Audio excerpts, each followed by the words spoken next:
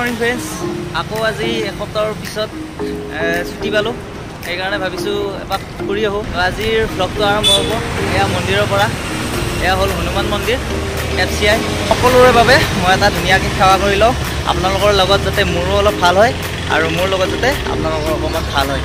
তো অকণমান ৰখক, মই এই গ'লোঁ আহিলোঁ।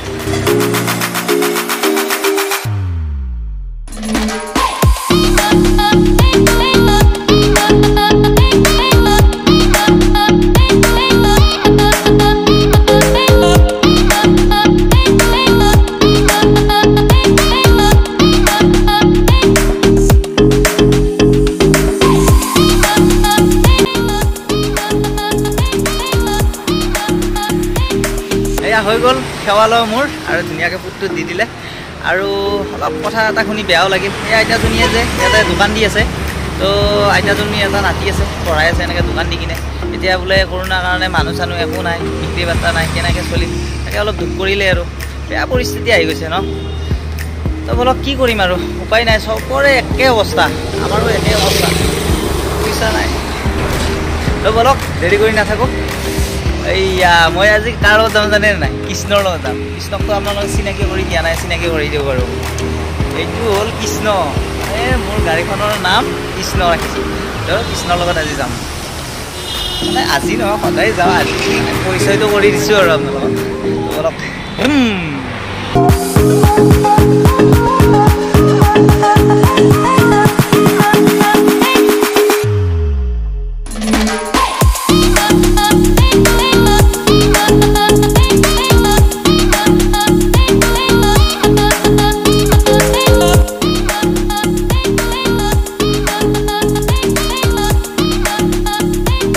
মই কাটি কুটি ধুনীয়াকৈ আহি পালোঁ এতিয়া ফেঞ্চি বজাৰ, এয়া ফেৰীঘাট।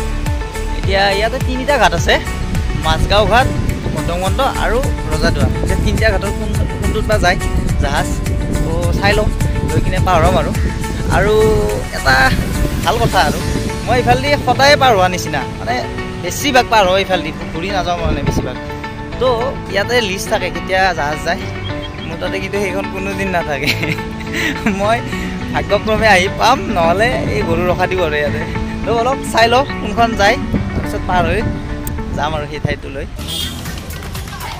তো মই এতিয়া জাহাজৰ ওচৰত পালোঁ, আৰু সেইফালৰ পৰা এখন জাহাজ আহিছে।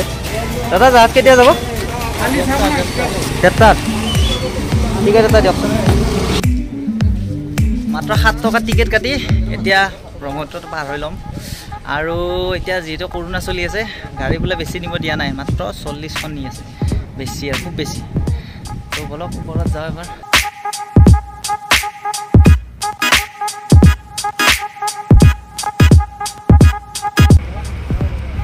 চল্লিছ মিনিট গৰু ৰখা দিয়াৰ পিছত এতিয়া জাহাজখন ষ্টাৰ্ট দিলে, আৰু বাদাম খালোঁ, পানী খালোঁ, কিবাকৈ টাইমটো গ'ল। আৰু এই গৰমত বাপৰে কি অৱস্থা, টাইম নাজানিলে লিষ্টখন নহ'লে এইটোৱে প্ৰব্লেম, গৰু ৰখা দিব লাগে।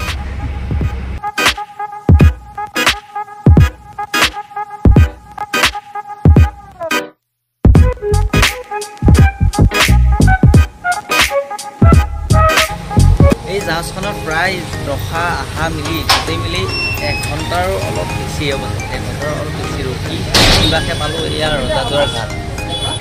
এতিয়া জাহাজ পাৰ হৈ আহি উত্তৰ গুৱাহাটী পালোঁ, আৰু ইয়াতে দৌলগোবিন্দ মন্দিৰ আছে, বহুতে জানেই, আৰু নাজানে যদিও মই আজি সোমাই দেখুৱাই দিম।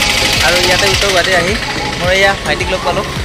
চব ভিডিঅ'তে ভাইটি মেইন ন, মোৰ ভিডিঅ'ত ভাইটি থাকেই। তো এতিয়া ভিতৰলৈকে যাওঁ, দেখাই আছোঁ। এয়া ফাৰ্ষ্ট গণেশ বাবাক দৰ্শন কৰি লওক।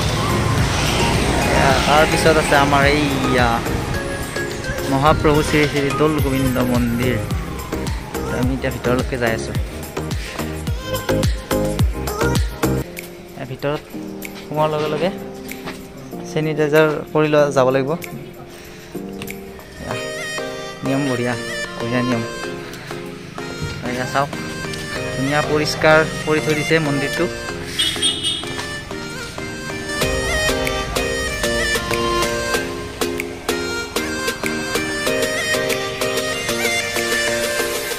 এতিয়া কৰোণা টাইম কাৰণে মানুহ বেছি নাই, আৰু এনেই বহুত মানুহ থাকে।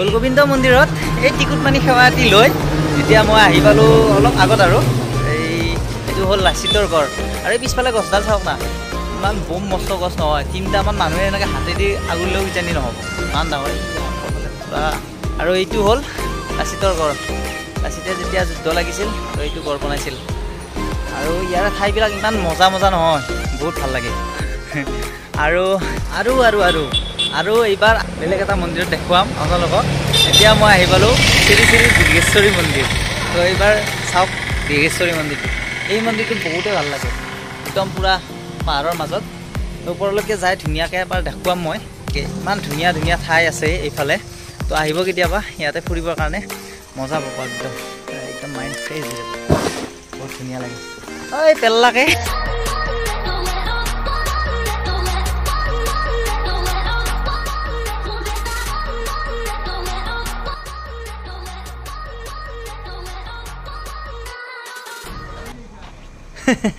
বাকী যি নহওক বাৰু কেমেৰাটো গম পাইছে মোৰ যে টাইমৰ অভাৱ হৈছে সেইকাৰণে একদম দৌৰোকৈ আছে আৰু এয়া চাওক মন্দিৰত মানুহবিলাক আহি আছে আৰু আমি ওপৰত গৈ আছোঁ টাইমৰ অভাৱ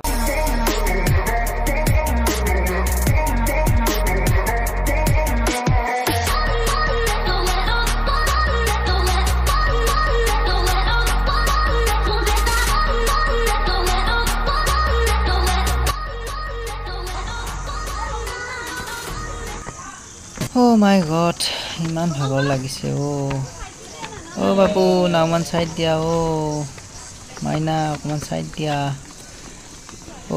দাদাক মাল লাগ দে এই মস্ত বনা খানলে মাইনা আৰু ক'ত আহে আমাৰ ফালে কি হ'ব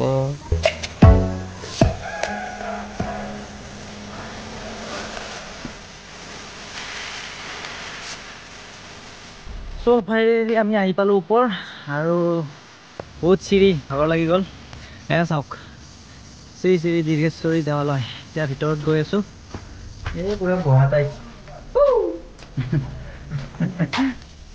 এয়া মন্দিৰটো ৰং কৰি আছে ধুনীয়াকৈ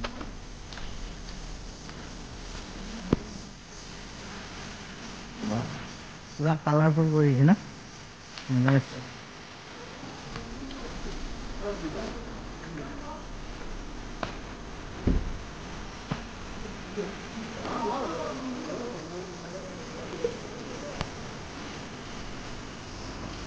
এতিয়া মন্দিৰৰ ভিতৰ পালোঁ আৰু ভিতৰত মূৰ্তিটো দেখাই আছোঁ কি আছে দেখাই আছোঁ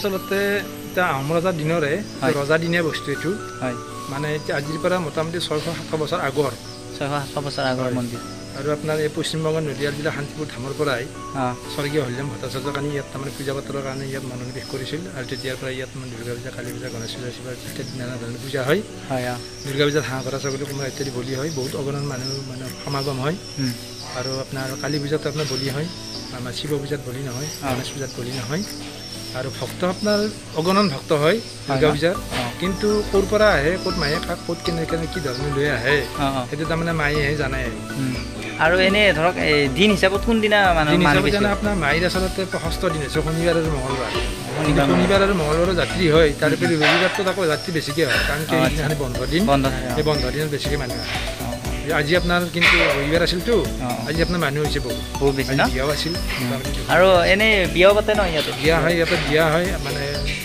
উপনয়ন হয় অন্নপ্ৰসন্ন হয় চূড়াকৰণ হয় গোটেইখিনি বস্তু হয় আপোনালোকৰ লগত যোগাযোগ কৰিলে হয় আৰু এয়া গম পালে আপোনালোকে ইয়াতে বিয়াও পাতে আৰু বহুত দূৰৰ নহ'লেও আৰু ওচৰৰ মানুহখিনিয়ে বিয়া চিয়া পাতে যিহেতু মন্দিৰটোত আহিছোঁ অলপ কি পাৰোঁ জানিবলৈ চেষ্টা কৰিলোঁ জনাবলৈ চেষ্টা কৰিলোঁ এই ঠাইখিনি চাওক দেৱীৰ পদ যুগল মাৰ্কেন্দ্ৰ মুনিয়ে ইয়াতে ধ্যান কৰিছিল আৰু সেই ধ্যান কৰাত সন্তুষ্ট হয় ভগৱতী মায়ে সন্তুষ্ট হয় তেওঁক ইয়াতে আশীৰ্বাদ দিছিল এই ঠাইখিনি চাওক ভিতৰত মই দেখুৱাই আছোঁ এয়া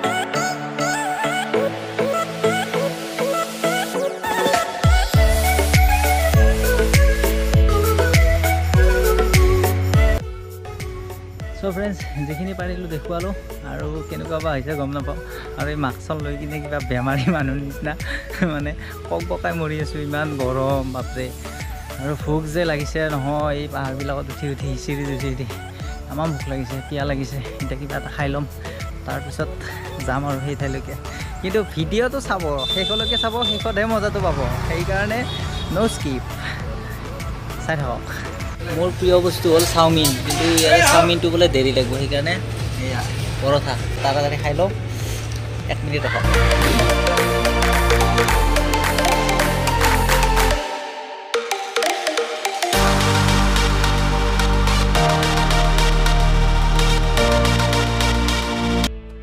পোৱা নাপাকে পূৰা একদম মচমচা খাই দিলোঁ অলপমান মৰা পাইছোঁ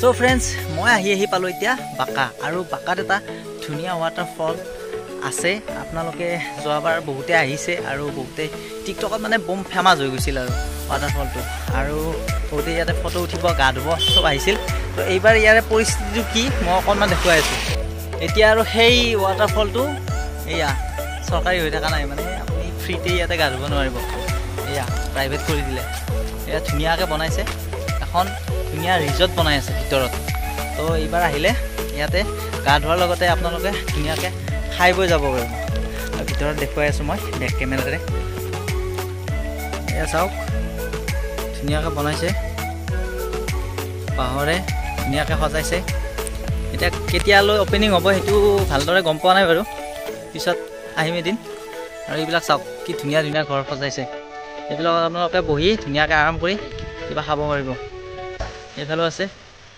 আৰু মেইন পইণ্টটো আছিল এইটো আগত এয়া এইটোৱে আছিল ৱাটাৰফল মানে কি আৰু বৰষুণ দিলেহে বেছি পানী আহে এনেই কিন্তু ইমান নাহে এয়া চাওক যোৱাবাৰ এইফালেদি এনেকৈ পানী গৈছিল কিন্তু এইবাৰ ধুনীয়াকৈ বনাই দিছে এয়া এই চাইডে এনেকৈ গুচি যাব তো ইয়াতে বহুত ভাল লাগিব এইবাৰ আহিব আপোনালোকে বহুতে চিনিয়ে পায় তো চাওক কি ঠাই কি কৰি দিলে চাই লওক এয়া এইফালেৰে যোৱাবাৰ আমি গা ধুইছিলোঁ কি পানী বহিছিল আৰু এতিয়া পানী নাই বাৰু বৰষুণ দিলে আহিম দেখুৱাম ভালদৰে ঠাইখিনি ধুনীয়া কৰিলে এয়া চাওক সজাই আছে ধুনীয়াকৈ তো আপোনালোকক বাঁকা ৱাটাৰফল দেখালোঁ পানী নোহোৱা ৱাটাৰফল কিন্তু এতিয়ালৈ সেই ঠাইখিনি পোৱাই নাই য'ত যাব আহিছোঁ এতিয়া আকৌ যাম মাজতে এইখিনি দেখুৱাবৰ কাৰণে মই ৰৈ গ'লোঁ আৰু ইয়াতে তো চাই থাকক শেষলৈকে আৰু আছে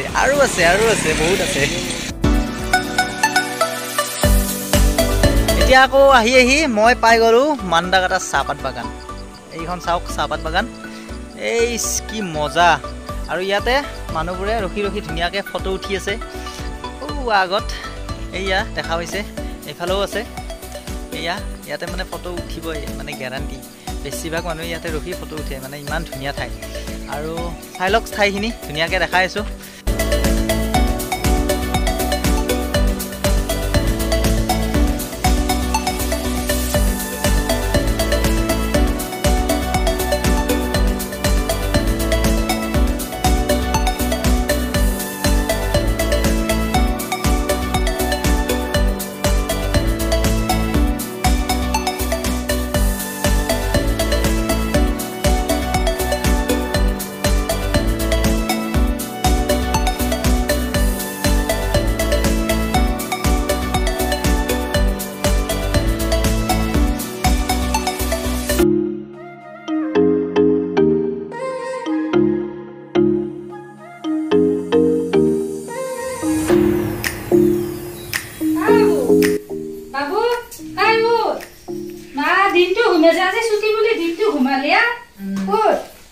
কিয়নো মাতি দিলে ইমান ধুনীয়া এটা ব্লগ বনাই আছিলো ইমান ধুনীয়া ধুনীয়া জাগাত যাই আছিলো না খালি সকলো ব্লগ বনাই থাক সদায় ব্লগে এনো ব্লগ বনাবি সকলো তো বনাবি তোৰ কাৰণে আজি ভাল ভাল জাগা যোনটো যাব খুজিলো যাবাই নাপালো